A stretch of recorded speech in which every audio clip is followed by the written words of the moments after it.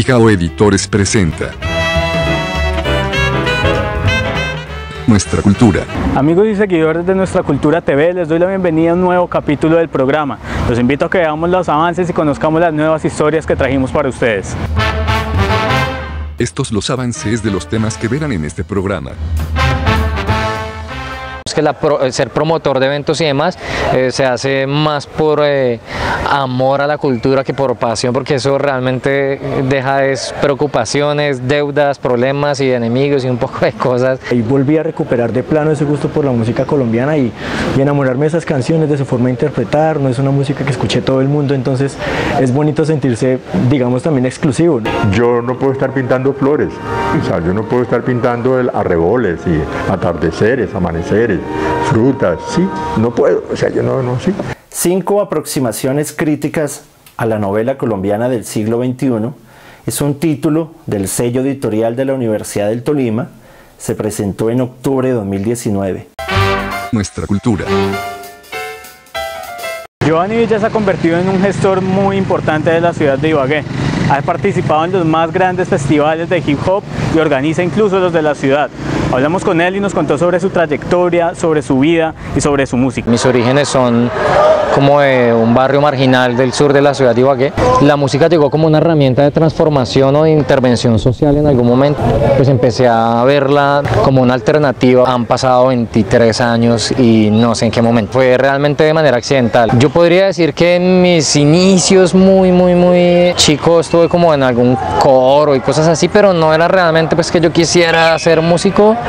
Fue realmente un accidente. Mis inicios con el tema artístico fueron desde el teatro y en algún momento en algún libreto me pusieron un personaje de rapero y escuché un casete de un artista puertorriqueño que se llama Vico Sí, y ahí dije como que ya está, esto es lo que yo quiero hacer en mi vida, me voy a volver rapero. No era pues que mi pasión fuera la música y eso, de hecho creo que lo que yo estaba buscando iba más orientado hacia el deporte de pronto, y por la música y específicamente el rap me cambiaron la vida, y desde el año 1996 tomé la decisión de convertirme en rapero. Los primeros eventos los hacíamos nosotros mismos para nosotros mismos, y pues algunos espontáneos que de repente querían como saber qué era eso del hip hop, pero es que en ese tiempo era muy mal visto. Solamente la forma en que nos vestíamos generaba molestia en la gente, y no habían obviamente ni eventos ni festivales ni nada por el estilo, entonces los eventos los teníamos que hacer nosotros para nosotros mismos. Luego de alguna manera empezó como a crecer un poco más el tema del hip hop en Colombia, y eso nos ayudó mucho para que nos dieran espacios en otros eventos. Pasados algunos años pues tomamos la decisión de hacer nuestro primer festival de hip hop y empezamos como ya a generar un poco más de espacios, buscar entrar en la radio, estar en otros eventos. Empezó como a crecer mucho, pero los primeros eventos nos tocaba a nosotros mismos cargar el sonido. De hecho recuerdo una anécdota bien interesante, y es que la primera presentación con sonido para un público en el Cerro de la Martinica, y nosotros mismos tuvimos que cargar los parlantes hasta el Cerro de la Martinica para poder hacer la presentación. En 1996, con nuestra participación como invitados y como espectadores a el primer festival en la historia de hip hop que se hizo en este país, que se llamó Rap a la Torta, que se hacía ahí en la Media Torta. Yo tuve la oportunidad de ir como invitado, pues ahí tuve la posibilidad de reconocer un poco más lo que representaba en ese momento la cultura hip hop. Entonces empezar a organizar conciertos privados, traer artistas de otras ciudades, empezar a hacer conversatorios. Yo diría que el año 1996 es el año más clave para el nacimiento de la cultura hip hop en la ciudad de Ibagué. Digamos que mi oficio como gestor fue más por necesidad que por pasión. De hecho, hoy, después de 23 años de seguir metido en esto de la música, sigo pensando que la gestión cultural, o digamos que ser promotor de eventos y demás, se hace más por amor a la cultura que por pasión, porque eso realmente deja preocupaciones, deudas, problemas y enemigos. Pues uno dice, yo no vuelvo a hacer festivales, y a los 8 días ya está uno sentado en una mesa con amigos planeando cuál va a ser el próximo festival. Yo había hecho un pequeño retiro de la música en el año 2010, y en este mismo escenario se celebró el primer concierto del 20 de julio. Hicieron una convocatoria local. Yo tomé la decisión como de regresar. Dije, ve, este concierto está chévere y quiero como participar. Me inscribí, salí como artista invitado, Y unos días antes del festival vi un artículo en una página completa del Tiempo en donde decía el regreso del Vago Villa del hip hop, y empezaba a hablar acerca de un poco de cosas que yo la verdad no tenía ni idea que yo había hecho, y ahí fue que dije como que no, esto sí hay que valorarlo, y ahí empecé nuevamente mi carrera como solista. Yo venía de hacer un trabajo con una agrupación que se llamaba Son Pijao, paré durante algunos años y ahí regresé como solista, y fue ver el nombre de uno y la carrera de uno en una página completa de uno de los periódicos más importantes del país, sin lugar a dudas que para mí fue un impulso grandísimo para seguir pues metido en esta vaina de la música. Pues yo he tenido la oportunidad de participar en la ciudad de Ibagué, yo diría que en todos los eventos. A nivel nacional, pues yo he sido el único artista ibaguereño que ha sido invitado nacional a Hip Hop al Parque en el Festival Galeras Rock de Pasto, en el Unirock Alternativo de Cali, Feria de Manizales, en la Feria de las Flores, Carnaval de Barranquilla. Este año yo he venido haciendo un análisis muy profundo de mi carrera artística y siento que la he dejado un poco rezagada por estar más metido en el tema de la organización de eventos y festivales para la ciudad, y pienso que en algún momento se ha desequilibrado un poco la balanza hacia el lado de la gestión, pero también con el equipo de trabajo con el que yo he venido desarrollando mi trabajo musical hemos venido replanteando algunas cosas, y lo que queremos es volver otra vez a reactivar el proyecto musical, que finalmente es lo que sí me apasiona. Digamos que para los músicos de repente es más favorable en la medida en que uno sí reconoce un poco más cuáles son las necesidades de los músicos que invitamos a nuestros festivales y tratamos de darles al 100%. Pues no hay en Ibagué mucha gente que le esté apostando a hacer festivales o eventos privados, y pues yo ya me metí en esta vaina y de alguna manera es también un compromiso no solo conmigo, sino también con todo un sector que, pues yo no digo que represente, pero que sí de alguna manera siempre esperan un poco lo que uno les puede ofrecer. Muy difícil hacer festivales en la ciudad de Ibagué, a pesar de que son masivos y va muchísima gente. Convencer a las instituciones y sobre todo a las empresas en la ciudad de Ibagué de que le apuesten a la música como un baluarte de esta ciudad es muy difícil. Estamos en el mejor momento para la música independiente en la ciudad de Ibagué. Hace algunos días terminamos el Festival Ibagué Ciudad Rock y como que haciendo un análisis decíamos, ya estamos viendo la luz ahí al final del túnel, lo que hemos venido soñando durante muchos años, ya casi estamos cerca de lo que hemos venido proyectando, y sin lugar a dudas que el panorama es positivo.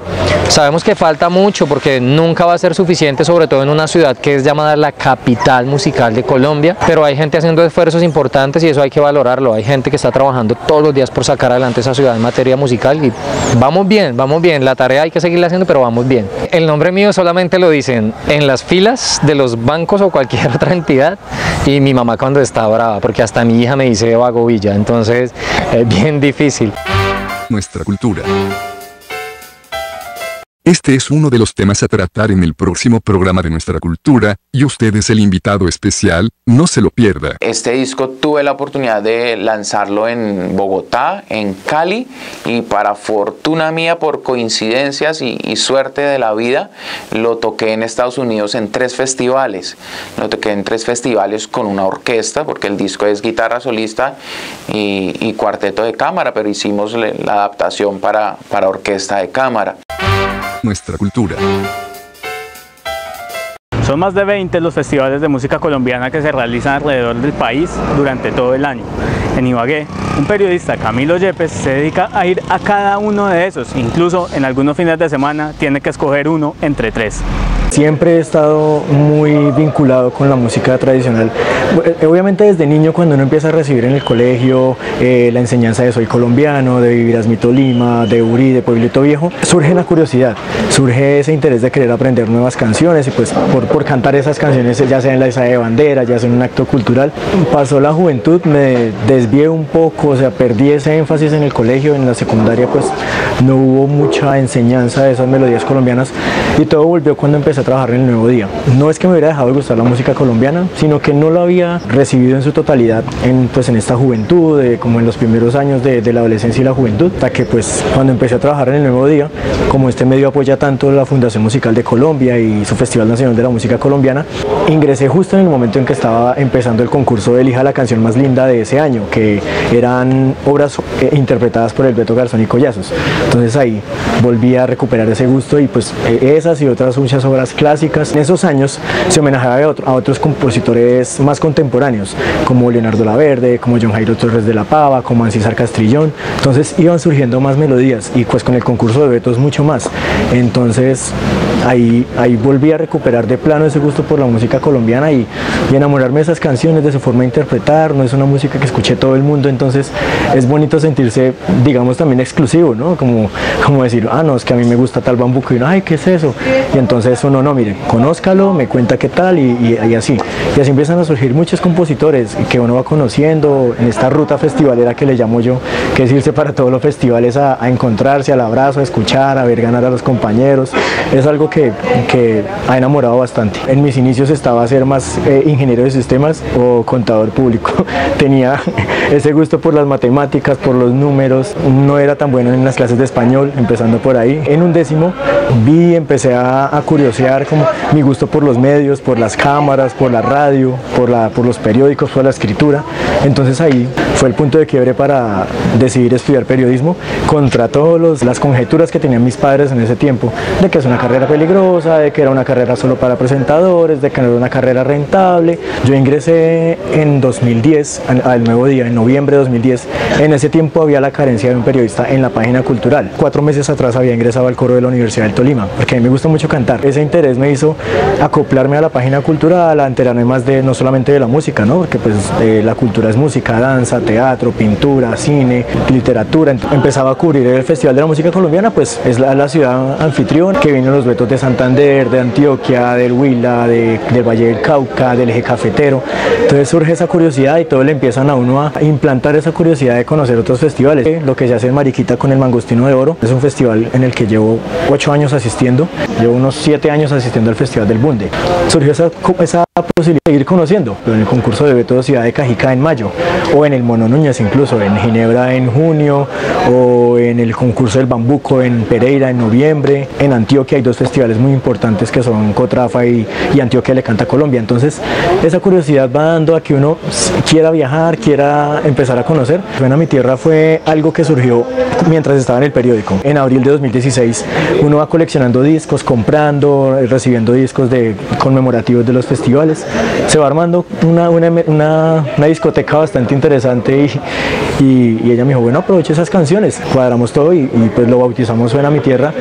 Y al principio fue algo muy escueto, obviamente. Se creó un perfil en Facebook, se movía solamente como para anunciar que iba a sonar el programa, que estuvieran pendientes, que un artista iba al festival. Al principio lo podía hacer en vivo, en estudio, pero la dificultad también del desplazamiento, de los tiempos en el periódico, hizo que decidiera más bien seguirlo haciendo pregrabado y pues seguirlo nutriendo con los festivales, con los discos, con las historias. Bueno, no tanto con historias, pero sí como con entrevistas. Pues hay que explotar el lado periodístico. Un colega muy juicioso en la producción radial que se llama Martín Parra, que vive en Florida Blanca, Santander, me invitó el año pasado, en mayo, y me dijo, ¿por qué no hace parte de mi sistema? Que es un sistema que se llama Folklore Radio. Entonces Suena mi tierra empezó a ser parte de Folklore Radio, son 6 emisiones a la semana, 2 por el anzuelo y 4 por Folklore Radio. Me vuelvo loco, pero me gusta, porque es trabajar en el horario de la oficina de la Universidad de Ibagué y combinarlo con este trabajo de radio, algo muy de interés, o sea, algo de amor al arte, como decimos. Creo que esos son los triunfos que valen, los que se hacen con la música que es nuestra. No digo que los otros triunfos no valgan, pero estos tienen un valor mucho más alto.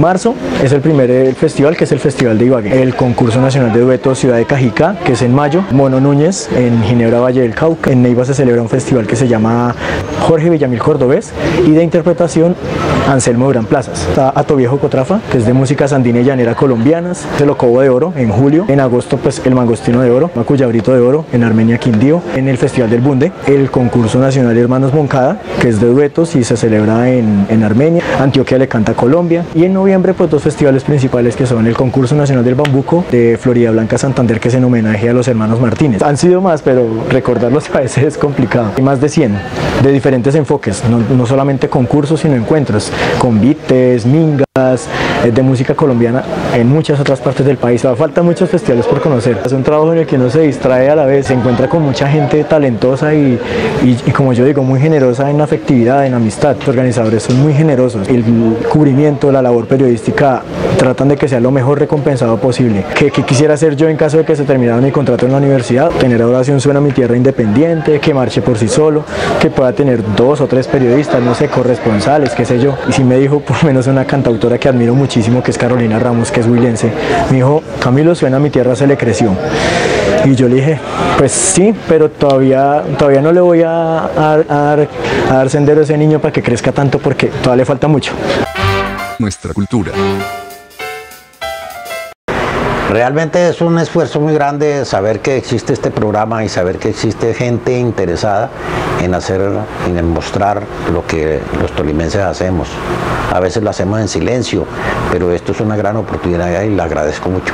Y espero que no se pierdan un programa porque me parece genial. Nuestra cultura.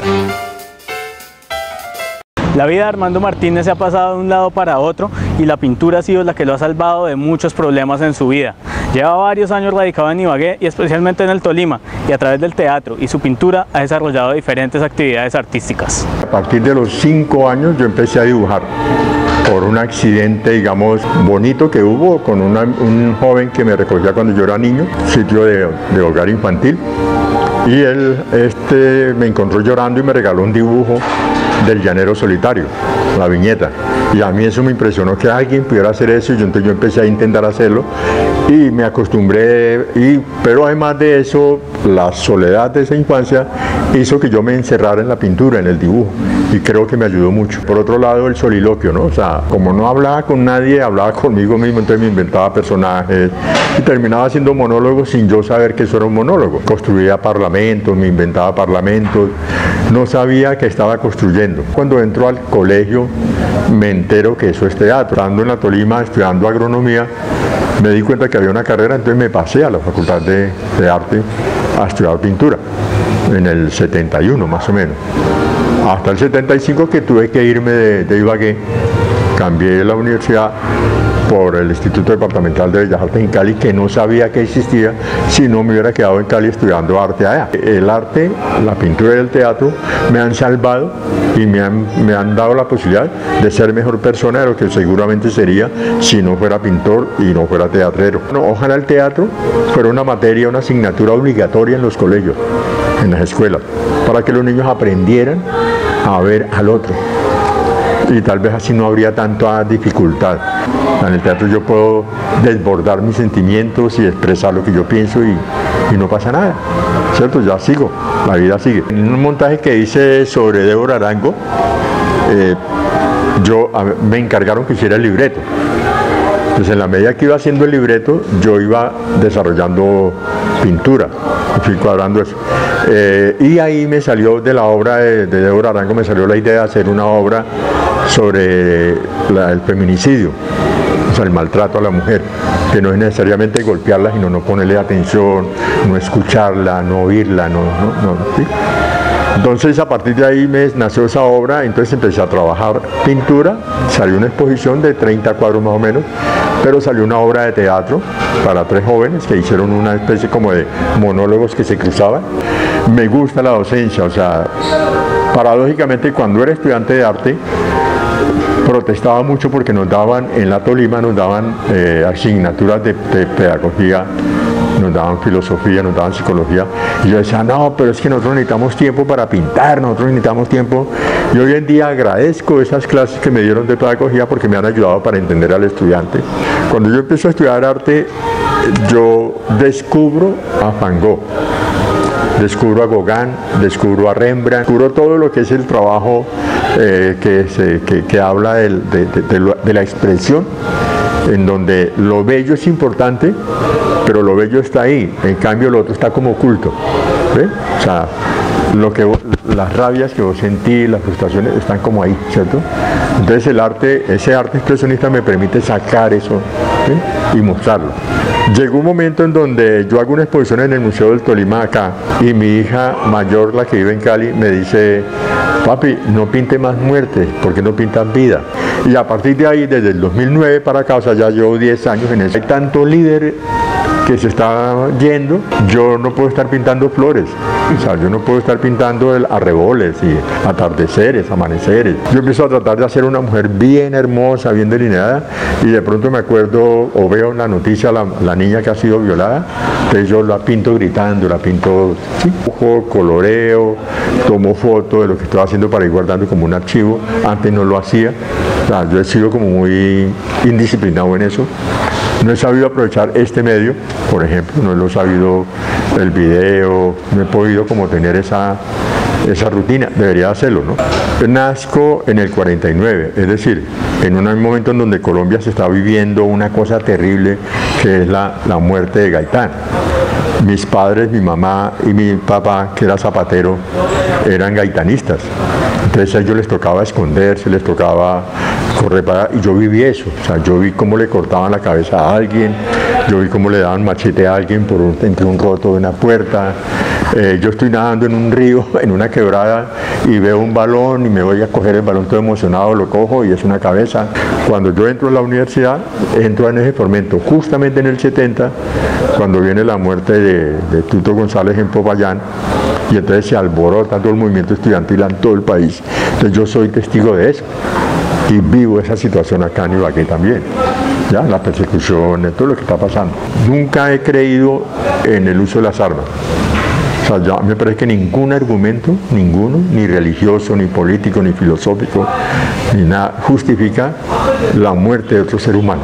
No creo en brujas, no creo ni en duendes, ni creo en el ser humano. ¿Sí? Creo en la persona. Digamos, en la docencia, yo llego con los estudiantes y ellos llegan, por ejemplo, la mayoría de ellos llegan y se inscriben a un taller libre de pintura. Entonces muchos de ellos vienen a pintar flores, vienen a pintar, ay profe, que yo quiero pintar a mi mascota. Entonces ese es el afán de ellos.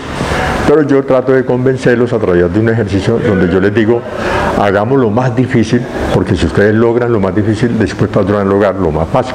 A mí me gusta eso, me gusta como tratar de crear la idea en el joven de que todo es posible desde que sean cosas positivas. Pienso que estoy en un proceso todavía de aprendizaje. Creo que en estos días estuve mirando el mural de la Cámara de Comercio, que es un mural que a mí me hace sentir muy orgulloso. El mural que hay en la entrada del auditorio a mano derecha, ese mural es mío. Es un homenaje a la cultura Pijao, es un homenaje a todo lo que pasó, es una diatriba contra la llegada de los españoles, porque no llegó la mejor persona no llegó acá. Nuestra cultura. En nuestra cultura, los autores comentan sobre las obras de sus colegas. 5 aproximaciones críticas a la novela colombiana del siglo XXI es un título del sello editorial de la Universidad del Tolima. Se presentó en octubre de 2019. La importancia de este libro es que enriquece los estudios críticos sobre la narrativa tolimense y colombiana que se adelantan en la región, enriquece los trabajos que ha realizado Carlos Orlando Pardo Viña y el mismo grupo de investigación en literatura del Tolima, porque en su corpo de estudios aparecen 3 novelas tolimenses. Figura en el libro un ensayo que hace María Camila Páramo sobre la novela Aldea de las Viudas del escritor ibaguereño James Cañón, novela que obtuvo premio internacional en Francia y que fue llevada a Hollywood. Del mismo modo aparece un capítulo de Paula Andrea Quintero Muñetón sobre la novela Bohemian Rhapsody, novela del escritor ibaguereño Carlos Orlando Pardo Viña, que obtuvo en el 2017 Premio Internacional Rubén Darío. Novela donde hay unos cruces muy bien logrados entre la música, el periodismo, la literatura, y aparece urdida ficcionalmente la ciudad de Ibagué. También aparece un capítulo sobre la novela El Atajo, novela corta de la escritora nacida en Guamo, Mary Yolanda Sánchez. Es un capítulo de mi autoría, donde se explora la manera como esta obra, a partir de elementos de la novela contemporánea, ausculta el Pacífico nariñense y la condición de cultura en zonas marginales del país. Daniela Melo Morales enriquece este libro también con su tesis meritoria, donde explora las novelas de Miguel Torres, El crimen del siglo y El incendio de abril, novelas en las cuales se recrea el asesinato de Jorge Eliezer Gaitán, el Bogotazo y las implicaciones para la violencia nacional. Nuestra cultura. Con estas historias hemos llegado al final de un nuevo capítulo de Nuestra Cultura TV. Recuerden contactarse con nosotros a través de nuestras líneas telefónicas de Facebook y de YouTube con el mismo nombre del programa. Cuéntenos historias, propónganos temas y seguramente serán tenidas en cuenta para el programa. Hasta la próxima semana. Aquí termina Nuestra Cultura.